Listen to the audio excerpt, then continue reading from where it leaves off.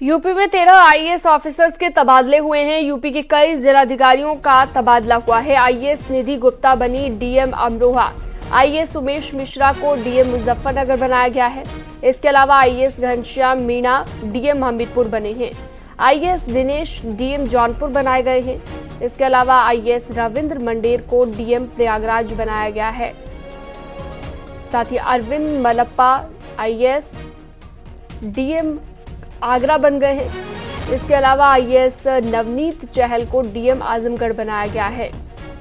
IAS Ravindra Singh बने हैं DM Fatehpur. इसके साथ साथ आईएएस भानु गोस्वामी को राहत आयुक्त बनाया गया है। तो 13 आईएएस ऑफिसर जिनके तबादले हुए हैं, जिनके जिम्मेदारियों को बदला गया है।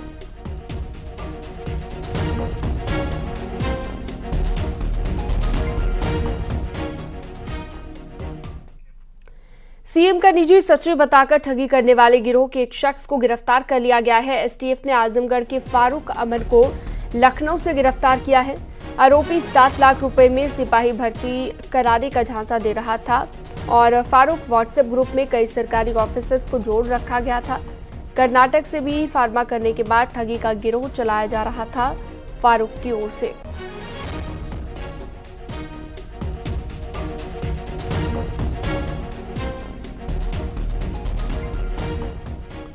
सीतापुर में पुलिस और बदमाशों के बीच मुठभेड़ हुई। मुठभेड़ में गोली लगने से 2 बदमाश घायल हुए। दोनों बदमाश पर 25-25 हजार का इनाम था।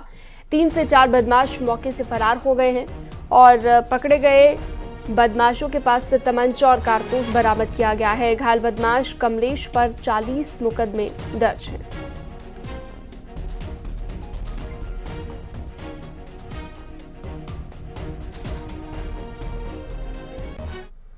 मुरादाबाद में हिंदू लड़कियों ने सिलाई सिखाने के बहाने धर्म परिवर्तन करने के लिए दबाव बनाने का आरोप लगाया। मंडा पांडे थाना क्षेत्र में सिलाई प्रशिक्षण केंद्र चलाने वाली महिला हिना और उसके पति पर लड़कियों की तरफ से अश्लील वीडियो बनाने का आरोप लगाया गया। लड़कियों का कहना है कि दंपत्ति मुस्लिम धर्म न अपनाने पर अश्लील वीडियो वायरल करने की धमकी देते थे। लड़कियों की तहरीर पर पुलिस ने मुकदमा दर्ज कर लिया है और मामले की जांच की जा रही है।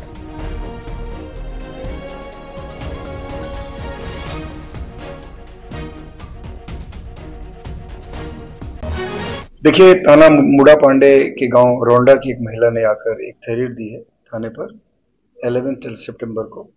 उनका ये कहना था कि वो एक मुस्लिम महिला के यहाँ टेलरिंग सीखने जाती थी।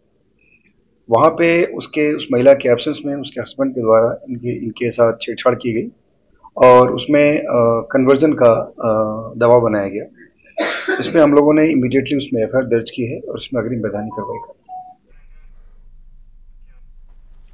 लखनऊ में 1090 चौराहे पर कार की टक्कर से आइसक्रीम बेचने वाले की मौत हो गई। गौतमपल्ली पुलिस ने आरोपी कार ड्राइवर को हिरासत में ले लिया है। आरोपी से पुलिस पूछताछ में जुटी हुई है और आरोपी बीकेटी इलाके में एक एग्रीकल्चर कॉलेज का छात्र है।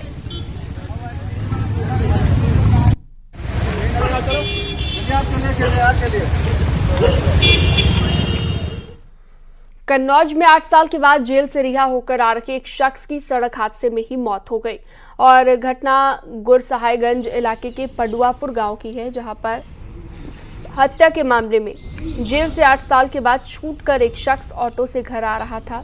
तभी तेज रफ्तार कार ने ऑटो में टक्कर मार दी, जिससे मौके पर ही उसकी मौत हो गई। कल सायं 5 बजे थाना तालग्राम पुलिस को ये सूचना प्राप्त हुई कि 168 किलोमीटर पे एक ऑटो को एक फॉर्च्यूनर ने जो है पीछे से टक्कर मार दी है, जिसमें ऑटो में सवार जो है 2 लोग विजय कुमार और सुभी, ये पिता पुत्री थे। इनकी जो है मौके पे मृत्यु हो गई है और इसमें 2 लोग घायल हुए हैं। घायलों को तत्काल जो है जिला चिकित्सालय ले जाया गया, फिर मेडिकल कॉलेज तिरवा ले जाया गया और वहां से इनको जो है एक जो घायल इसमें ऑटो चालक था सुहेल, उसको कानपुर रेफर किया गया है, जहां उसका इलाज चल रहा है। आगे बढ़ते हैं। प्रयागराज में माफिया अतीक अहमद की अवैध संपत्ति को पुलिस ने कुर्क कर दिया है। नैनी इलाके में मौजूदा 2 प्लॉट को गैंगस्टर एक्ट के तहत कुर्क किया गया है। पुलिस कमिश्नर कोर्ट से कुर्की के आदेश के बाद कार्रवाई की गई। अतीक में अपनी करीबी सफाई कर्मी श्यामजी सरोज के नाम पर बेनामी संपत्ति खरीदी गई थी। कुर्क किए गए दोनों प्लॉट की कीमत 6 करोड़ बताई जा रही है। सफाई कर्मी श्यामजी सरोज ने खुद सामने आकर पुलिस को इस जमीन के बारे में जानकारी दी थी। उसने बताया था कि अतीक अहमद के गुर्गे इस जमीन को बेचना चाहते हैं और इसके बाद पुलिस ने मामले में कार्रवाई शुरू कर दी थी।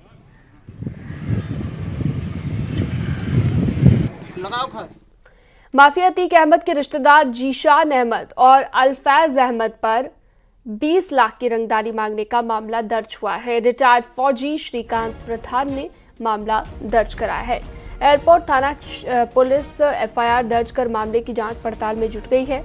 आरोप यह है कि प्लॉट का निर्माण कराते वक्त जीशान अपने साथियों के साथ आया और तमंचा सटाकर 1 लाख रुपए और कोर्ट के कागजात छीन लिए गए।